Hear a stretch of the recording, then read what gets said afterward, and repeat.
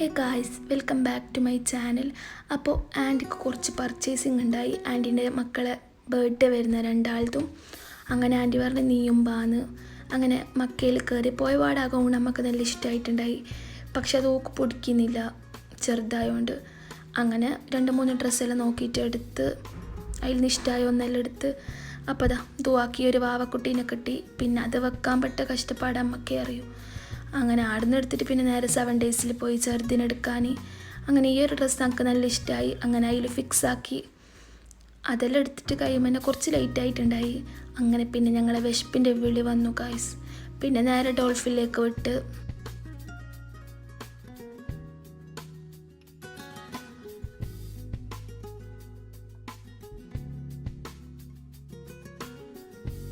അങ്ങനെ അവിടെ ഫുഡെല്ലാം ഓർഡർ ആക്കിയിട്ട് ഇരുത്തം തുടങ്ങി.